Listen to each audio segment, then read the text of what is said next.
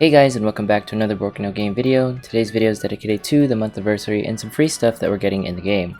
So, as soon as you log in today, we're going to be receiving 100 free Twilight Crystals. So if you go into the mailbox right here, you scroll down, depending on where it is, here it is, the 1 month anniversary reward.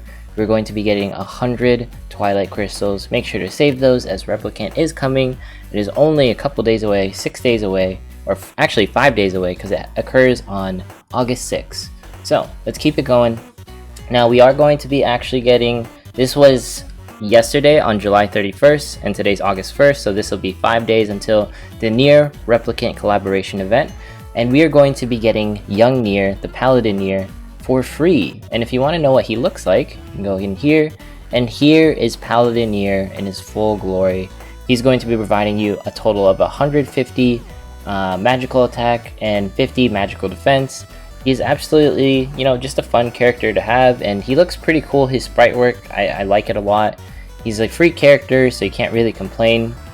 I believe you just clear this event in order to get more of his limit break materials, but other than that, don't really worry about this too much because it'll probably come in the future, his second level limit break. So for this one, we'll probably be able to get it through other means. I don't want to talk about the Replicant event itself. If you want to look at the Replicant event, I suggest checking out Nash's video. She's one of the mods over at the Fan Made, and I'll leave the descriptions down below. She has a lot of information, and it's not really I would be repeating what she's saying, and she pretty much covers all of the events, so make sure to check her out. Now, as far as this goes, I really wanted to talk about this really quick as far as how jobs work. Notice that it says 10% in Colo, 10% in Story. So what this means is essentially that you will only get a 10% bonus in Colo when you use polearm weapons, and you will only get a 10% bonus in Story. So these area bonuses are specific to where, for example, if you go into Story and then you go into the events in the Memory of Dolls, and then you click, let's say verse 7. And then over here, there is an active effect for my, for 2B since I have equipped, not this portion. But see how it says effective up, active? So that pretty much means is that's when this ability is able to activate. These, Coliseum and Story, general, activation boost, they are for pretty much everywhere. And every single character only has a 10% boost. The only outliers are for example, something like a Half Nightmare or whatever. So just note that, if you have a favorite character, what have you, they only get the giant boost, and this boost is not stacked on other jobs. So you won't be getting 10% from other jobs that provide this same instrument bonus, right? It is specific to that one character or that one job you are using or one class. So do not worry about if you can stack negative effects or whatever. It is unique to every single job. All right, I just wanted us to know that.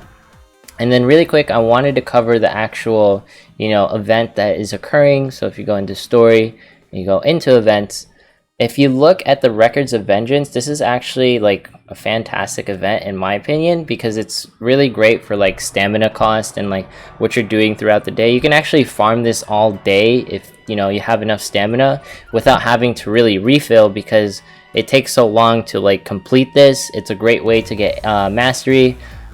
Just note that there aren't very many things that can drop from it. So if you go into menu, you go into notice, and then you go into Records of Vengeance, it tells you what's going to be dropping. You get the absorbent spider. Here are the drop tables if you're curious. 1% for verse 5, 3% for verse 9, and then verse 10, 5%. There is no hard mode yet.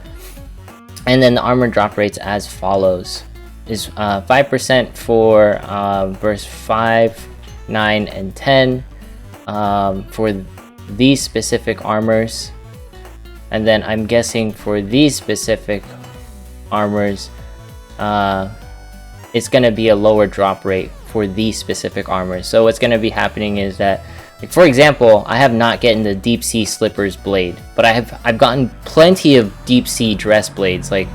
I've yet to see this one, but maybe that's just the way it is. My RNG is that bad. So if you're curious, if you're not getting certain things, there is a different drop table, and it says it like in the game, like on the notice. So go ahead and click that. Event after verse 2 will unlock after previous verses have been cleared. Just note that this is actually a really cool event as well story-wise. I won't spoil it, but there's some cool things about other nightmares. Like there's actually a nightmare story in here, and you know, it's really cool. I dig the story for this event. It's like one of the ones that I actually paid attention to and I was pretty hooked on.